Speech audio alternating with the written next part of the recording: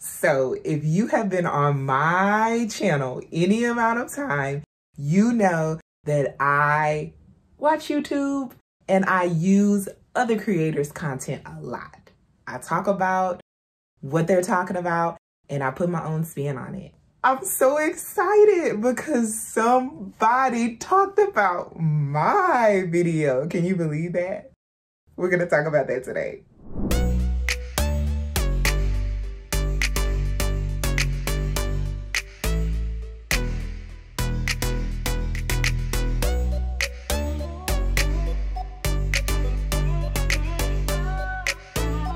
Hi guys, welcome to my channel if you are new, and welcome back if you've been around here a while. I am Kendra, this is 𝐒𝐿𝐴 𝐁𝐿𝐴. This is my space for sharing my weight loss journey with you. Hopefully I can help you along yours as well. I will be bringing you awesome commentary, and hopefully you'll learn a little bit about me along the way. So, I don't even know where to start. Okay, so I'm gonna start with being vulnerable, because one thing I do is I keep it real with y'all on my channel. Okay, so I started on YouTube this year, and let me tell you, it has been an amazing journey for me. It's been great, it's been wonderful, it's been excellent. One thing that you can have with creating content is a lot of second guessing yourself. You're second guessing yourself as far as if what you're putting out is good enough, if what you're putting out is benefiting others, if you have what it takes to continue to do this for the long term. And you get caught up in, oh my God, nobody even looked at my video. Like, no one likes me. So you do tend to like second guess yourself sometimes, or at least I second guess myself. So to my surprise, a lot of people started looking at the video that I posted on last week. And I was like, a lot of people are really looking at my video. So I go into my analytics and I see that a lot of my traffic is coming from Reddit. And I'm like, Reddit? I'm like, what? What is going on Reddit? So I go on Reddit and I look and I do some investigation, and somebody posted my video on Reddit. And I was like, oh my gosh, okay, that's cool. And then I was at the gym on Monday and I was on the elliptical.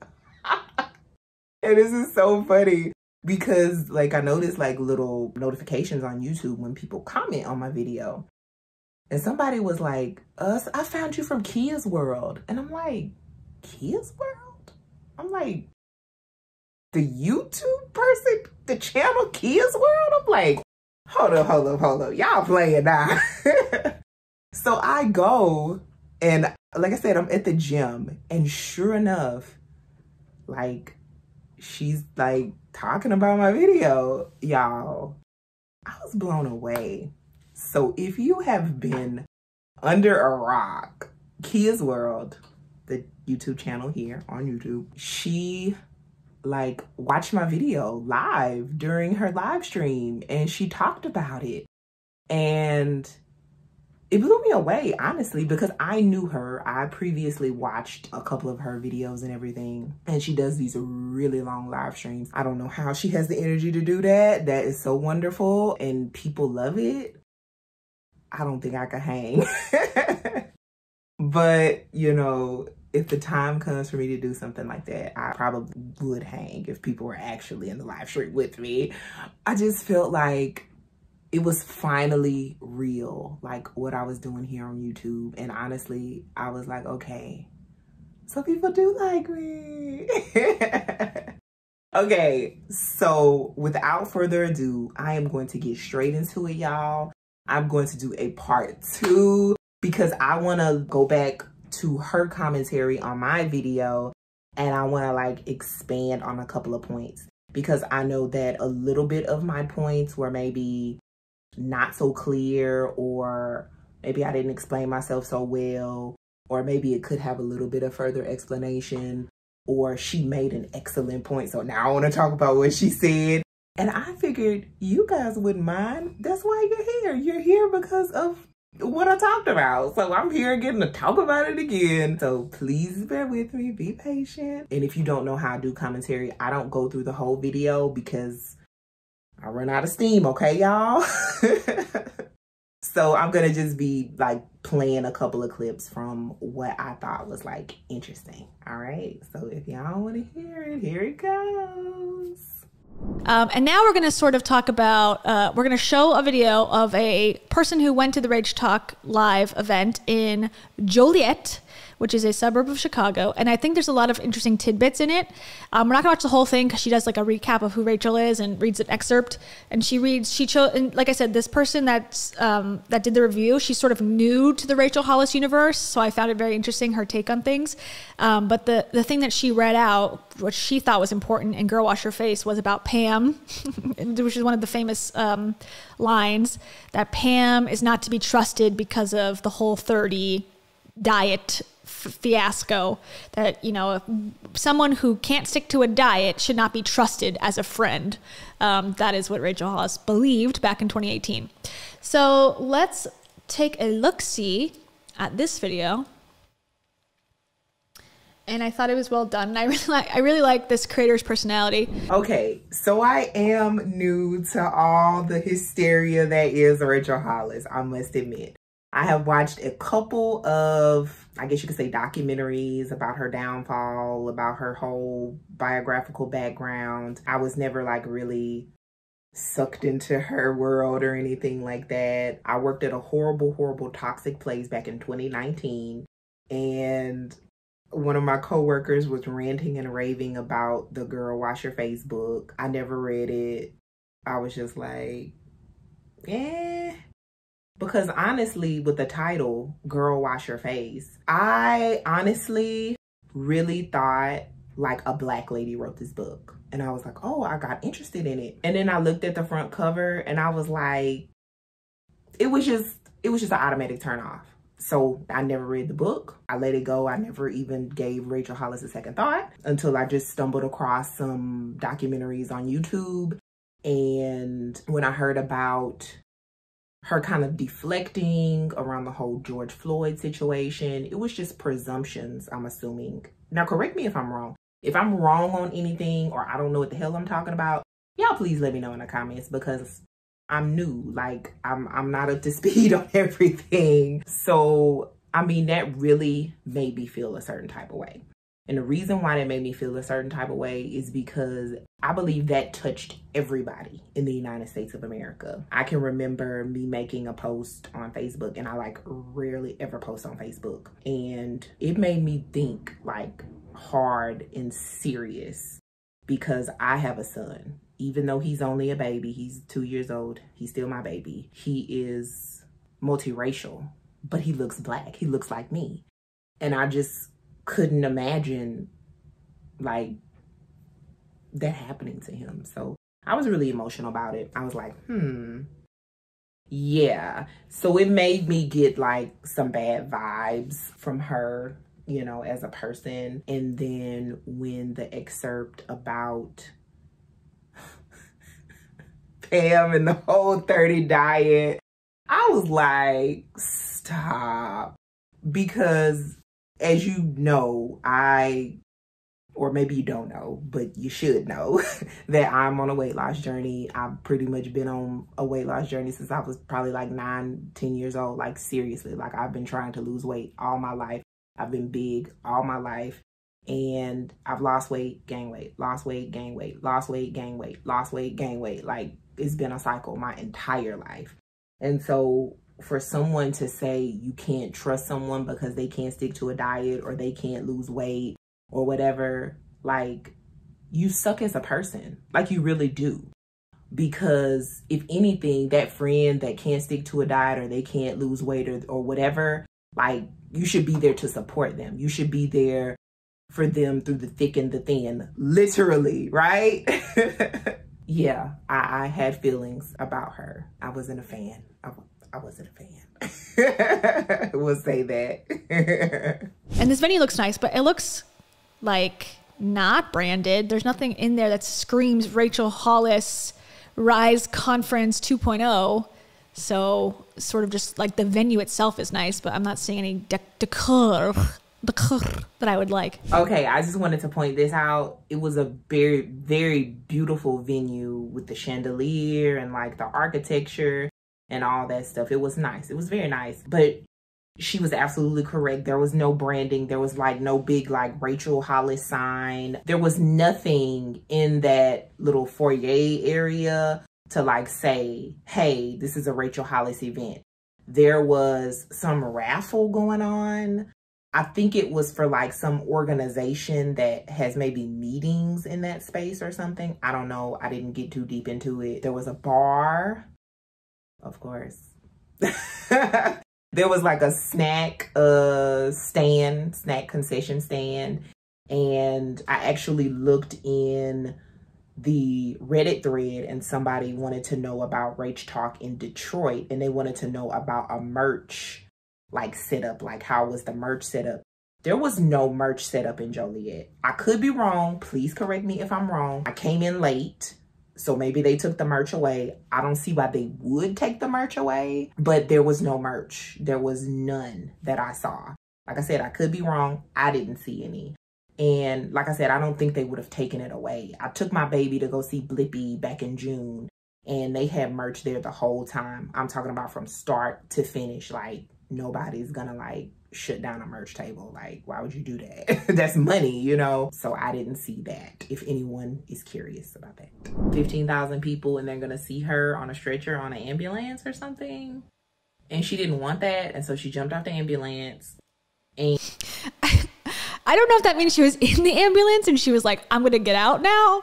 Or just she decided like she's not gonna call 911, because she didn't talk about any ambulance before in the Lisa Bilyeu take. She said that she had a panic attack. She told Kez that she was having a panic attack and that they had to leave, and that he was super amazing about it. And then she went out to like the concession stand and laid on the floor because it was cold, and that people thought she was drunk, but that whatever. And then that was it. That was the story. Now I've heard through the little clips that I've seen that, or people talking on Reddit that allegedly were there in the audience, that Kez was really mean to her and that snapped her out of it. And that was the only way that, you know, she can learn or something. I don't know. It just seems like she changes the story based on like what she wants you to feel about her at that given moment.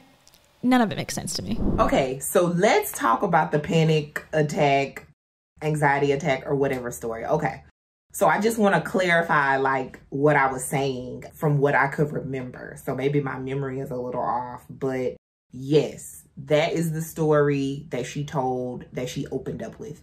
I was late, so I missed the first part of whatever she said. When I came in, she was talking about being on the ground because she was talking about being nasty. It was dirty or whatever. And then she felt like she had to poop. And then she went to the bathroom and then she came back out. And she said something about if they see you get in the ambulance on this stretcher. I could have sworn she said that. So I don't know if she was like laying down in the stretcher in the ambulance, or if she was on the stretcher, or if they had the stretcher out but she wasn't quite on it. But I am like, and now I'm thinking back like, oh damn, did she say that? Because I don't want to like give y'all false information, but I know for sure she said stretcher. And I am like 95% sure now, because now I'm like thinking like, was it an ambulance there? She did say something about ambulance, because she said something about you don't want them to see you get in an ambulance or be on a stretcher in an ambulance. But for sure, there was a stretcher and she got up off the stretcher. So she was on a stretcher. There was a stretcher. There could have been an ambulance. I'm pretty sure it was a damn ambulance. Let's say it was the ambulance. She probably don't even know, because she probably tell the story a million different ways, okay? So we just gonna say she was on a stretcher. But I'm like, okay, so if it was a stretcher, where did the stretcher come from, right? Do they just have stretchers at concerts? Maybe they do if somebody passes out. I don't know. I haven't been to a concert in a very long time, so But I'm like, where did they get the stretcher from? Okay, I'm not gonna like think about this anymore. We're just gonna say she said she was getting up off a stretcher when he was mean to her or whatever. And let's talk about that. Like, why? I don't get why she would tell this story to make that point. I don't know. It was very odd. Like, I don't want to get like all into the specifics of it, but it was just very odd. I found it very odd. I've probably had a panic attack like once in my life, and I don't want to tell that story again. Like, I don't want to relive that feeling again. I mean, everybody is different, you know, but I just don't know why she would tell such a traumatizing story to make that point. I don't know. Cannot believe that she would. I believe she did it, but I cannot believe that she's in person at these events talking about being an alcoholic while she's also meanwhile saying, I can't wait to be on vacation and drink tequila. I drank a bottle of vodka. Da da da da da. I love drinking. I love drinking. Oh, but I'm an alcoholic, so I'm relatable. It's like, I cannot believe that. Okay, so I definitely wanted to talk about this part, and the reason why I wanted to talk about this part is because I'm new to her background. So when she talked about being an alcoholic or whatever, drinking or whatever to excess, I was like, dang, okay. I did not know that she recently talks about having a margarita or drinking vodka or anything like that. If I would have known that, I would have talked about it in my original video. So the thing is, I have alcoholics in my family. And out of all the alcoholics that still drink, they're still alcoholics. Like, they still drink, they're still alcoholics, they're still in their addiction. Like, and I don't foresee that changing. Now, once those people give up that addiction, and I'm just speaking from experience with my family, I don't know how anyone else does things. I don't know how AA goes. I don't even know a lot about the world of addiction. So once again, if I'm saying something incorrectly, if I am wrong as hell, please let me know. Please correct me. I am not above reproach. Once they are out of that addiction, they don't drink. Like, they don't drink. Like, from what I saw, I can only speak on what I saw from my personal experience. They can be in vicinity, but I know some people can't even be in the vicinity, but they don't drink. So I don't know. I don't know why she would talk about like getting over an addiction and then still say like she still drinks or she still does this or she still does that. Like, it just would be like, for me, right? I have problems with food, okay? I'm gonna be the first to tell you. I know that me consuming these large amounts of food that are not healthy for me will continue me to be in poor health. But I'm gonna brag about how I still eat fast food all the time in large quantities every day. But oh, I'm over my binge eating. I'm over my overeating. I'm healthy now. See, like, I can say that because that relates to me. And that ain't working. So either I'm lying about something. You know what? I'm lying about something, okay? Because they don't exist together. So I don't like it. I don't like it at all because that's something serious. And that is something that her audience is watching. So you're saying that you can get over your addiction of alcohol, but you can still have a margarita. You can still drink vodka. I don't like it. I don't like it at all. I'm shocked to hear that even close to 1,000 people were there. Like I said, it looked like more. And there's no videos of like the room because obviously she doesn't want to show that there's not 1 million people there. in my opinion, like I think why she's not showing the venue space like filled to the brim, because I'm sure they would. I saw so many Rise conferences from the back, you know, like how many women were there. You could easily see how popular these were. I think strategically they're not showing the venues, but I'm surprised that 1,000 are there. We can look, I don't know if we can look back at the ticket sales now that it's closed, but I mean, maybe, who knows? Maybe there was, but it just didn't seem like there's that many sales, even in the more sold out ones, which was Joliet. Okay, so to clear this up, there was not 1,000 people there, okay? It may have been over 500, but definitely not 1,000. So I looked back, and the venue that it was in was Rialto Square Theater. That's the name of the place in Joliet that it was in. Their seating capacity is 1,966. So we'll just say 2,000. They're seating on top and on bottom. No one was on top. I don't know how much the seating is on top, but let's just say it's 1,000 on top, 1,000 on bottom. I don't know if theater seating works like that. I have no idea. Please help me out in the comments if you know, because I don't know. So let's just say it's 1,000 on top, 1,000 on bottom. Bottom was not all the way filled up. And in fact, it was like a lot of people have said it was. There was like all the VIPs in the front. They're in the little orchestra pit section, and they're, you know, just vibing out or whatever. And then they had a lot more people like up towards the front.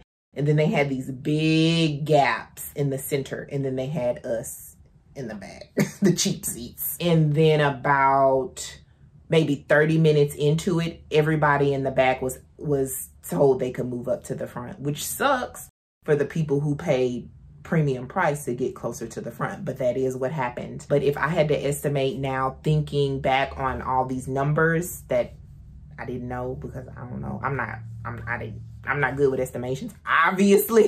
It wasn't even, was it half? Was it halfway full? When everybody came up to the front, I would say it was probably halfway full. So maybe it was 500. Maybe it was 500. I don't know. I could be way off, y'all. I'm sorry. I don't know. Sorry. But it's the Yin Yang Twins song wound up being the energetic song that they danced to. This song came out, let me see, because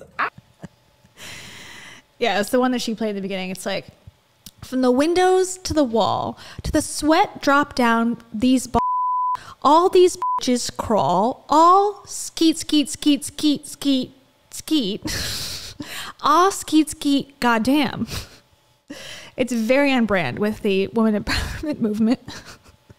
Okay, so the song, I was trying to like look it up when I was recording, but it was taking too long, and I was like, I don't want to like pause my recording and then look up something and then get off track, because I don't do scripts for my videos. Maybe I should, but I don't. So the song was called Get Low by Lil Jon and the East Side Boys, featuring the Yin Yang Twins.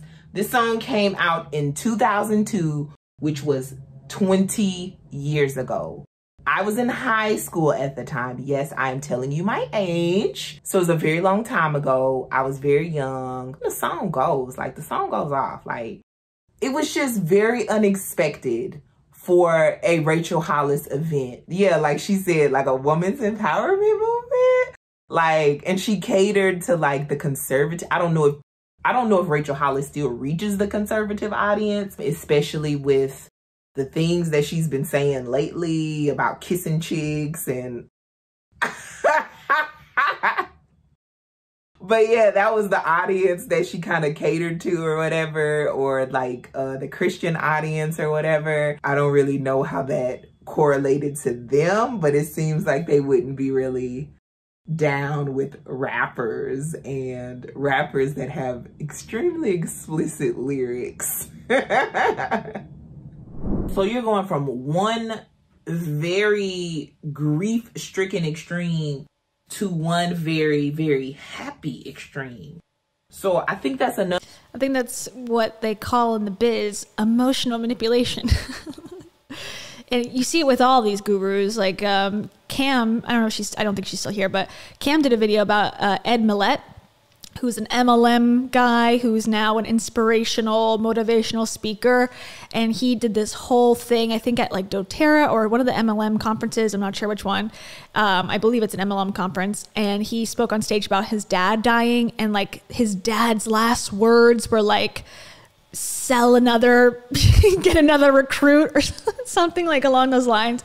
Basically in the sense of like, he was like, you know, trying to get people's emotions, talking about his dad's death and like tying it back into like how important business is, you know, to him.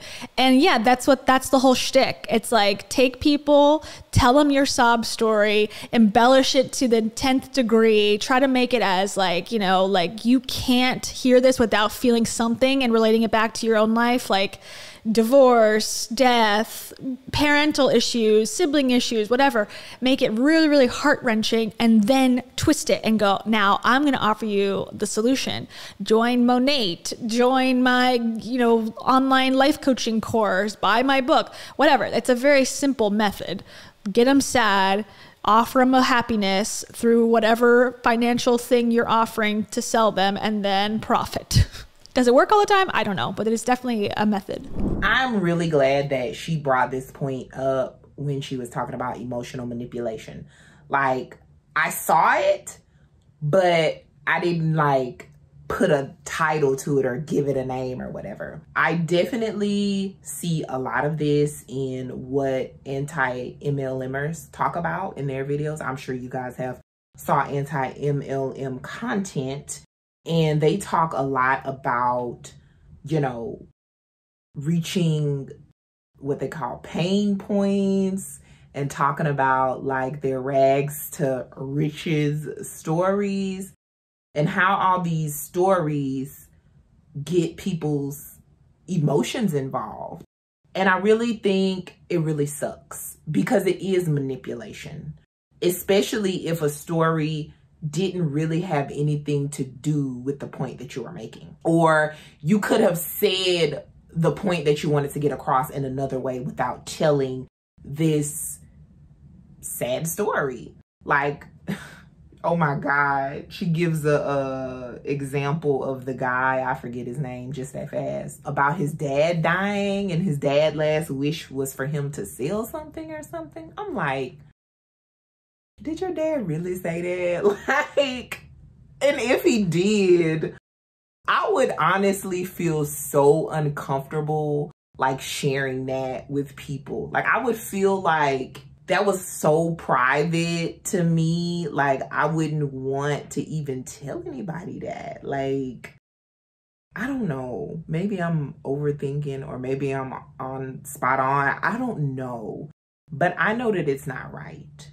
Because I have been absolutely emotionally manipulated before. I don't think I've ever told this on my channel, but I have been in horrible, toxic, DV type relationships. And like living through that type of stuff, and being manipulated and gaslit and taken advantage of and honestly traumatized. Do I think it's cool to do that to people? No. Do I think that it's cool to profit off of other people's pain? No. And honestly, this is why I choose to talk about like these different things on my channel. Like, most of my stuff is health related, weight loss related, fitness related, stuff like that, because I am on a weight loss journey, and that is kind of like what I've been catering like my content to, the audience to reach. And they need to know about this stuff, because one thing that a lot of people are that want to lose weight, they're desperate. And I'm not saying that in like a negative way or anything, but they've tried everything. They've done everything. It's been a all life type of deal like me. You know, their weight has been up and down. Like, they just like, they're ready to do pretty much anything. And that's what I feel like these, what do you call them? I was gonna say motivational speakers. These self-development gurus or whatever. I feel like that's what they do. They're reaching people at their lowest point and they're emotionally manipulating them.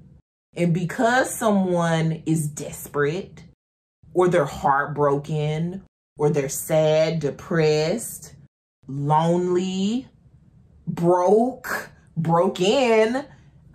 they'll fall for it. And I absolutely hate to see it. And I hate to see people taken advantage of. You know, my tagline is spread kindness in a world full of hate. Like, people are out there like trying to take advantage of you. And people need to know that. People need to look for that. Because everyone does not have your best interest at heart. They're trying to make a quick buck. And they don't care whose life they ruin while they're doing it. So I just want to bring awareness to that. I know that was long, but I just wanted to say all that because people are out here scamming, okay? Kendra, you're invited on Cringefluencers or on this channel anytime. We'll catch you up on all the stuff and you can catch us up on what you know, because you're like stage one of I think where I want to keep going on is like the uncovering of how f***ed up this whole industry is. So you're welcome to come on anytime as a fellow creator. Okay, so let's just speak into existence. We're gonna manifest for me to be on Keya's show or Cringefluencers one of these days. But in all seriousness, yes, I am on like level 1 and she is on like master level. I'm very new to talking about this kind of stuff, but I feel like I've been exposed to it like in real life, but I never had a chance to like talk about it because I pretty much feel like I've been taken advantage of my whole life, as far as me being just in general a very nice person that looks out for others and that cares about others. And people will see a vulnerable person and they will pounce on them in a heartbeat. Like I say, I watch a lot of anti-MLM content and they bring up the thing of pain points. Like, I am just not that desperate for money to take advantage of someone who is obviously in pain or someone who is going through a rough time. Like, my solution is not to take advantage of someone. It's just not. But yeah, I'm on level 1. And hopefully I am educating and helping others along the way so that one day I can be master level 2. She did not say that. Oh my God. Okay. Mariette, I'm so sorry. I know I said that last time. I couldn't pronounce it right. Mariette/Marette says, Rachel even said that if she didn't go to law school, she could do what Kim Kardashian did and pass the bar and do it that way as if it was just so easy. She would say something like that. That's very on brand. I would just think about it. You know, I would just go, I'm a lawyer now. And I would tell everyone that asked, I'm legal. And then it would be. And so just to verify, Rachel Hollis did tell that lady that. And she said it so matter-of-factly. Like, yes, you can do that. Like, absolutely. Like, okay, y'all. Like, my head just pounds and explodes with the amount of privilege that has not been identified with a statement like, you can just go the Kim Kardashian route. No, you can't. You cannot go that route, because one thing that Kim has is a lot of money. And she also has a lot of power. And now, somebody, once again, please correct me if I'm wrong. I don't know a lot about what she did to do what she did, but she didn't go to law school. And so they said it was something like she did like a lawyer's apprenticeship or something. I don't know. And I would say that everything is different from state to state. Like, I don't even know if that's even possible in the state of Illinois to even do what Kim did. And man, the bar is no joke. Like, I don't know anything about it. I've never taken the bar, but I have went to school with people that did, and they said it was no joke. And they also said it's even difficult to even get into law school because you have to take the LSAT to qualify for law school. And that is no joke because you really need like high scores or whatever. So yeah, she did say that. And this is honestly the problem that I have with Rachel Hollis and people like Rachel Hollis who act like everything is just so easy. And it's not. And I think that people need to be aware of their privilege. And I know you guys know all about the Toiletgate situation. Oh God. If you don't know about the Toiletgate situation, then go ahead and watch my original video so you can know all about the shenanigans of Miss Rachel Hollis and Toiletgate, aka I don't want to be relatable. I think it starts with people understanding the amount of privilege that they have. And if they are to do that, then they can be more empathetic to people. And then they can say, it's really not that easy, but I can tell you how to do that. And I can tell you how to get it done. I can help you plan a path that will help you to achieve your goals. Is it going to be easy? Most likely not, but it could possibly be doable if you follow these steps. And it's also about being realistic. It's not gonna just, oh, it happened just like that and it's so great and my life is just excellent now and I can pay off my parents' mortgage.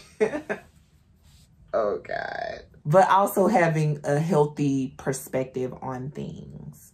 Because even though I am a Black female, I do have a lot of privilege in my life. And I talk about that in, I don't know, some video I did. I talked about the privilege that I do have on my weight loss journey and me trying to achieve my weight loss goals that a lot of people don't have, which makes losing weight even much more difficult. So I think that about wraps it up, y'all. And once again, if you have not watched the dark side of personal development video, please, y'all, watch that, okay? It's based upon another creator's video, and I kind of like, you know, critique and all that good stuff. But I be making good points. Y'all know I be making good points. So if you have not watched that video, then go ahead and check that video out. Please make sure that you comment, y'all. Comment. Let me know what's up. I comment back, okay? And if you go watch my other videos and you comment there, even if it's like 3 months old, I'm still gonna comment back, okay? It's not stalkerish, okay? It's not weird. I respect you just that much for commenting because I will comment back. And if you like this video, then go ahead and give it a thumbs up. And if you have not already subscribed to my channel, what are you doing? You should definitely be subscribed to my channel, okay? And as I always say at the end of all of my videos, please spread kindness in a world full of hate and check your privilege too. I'll see you guys next time. Thank you for watching.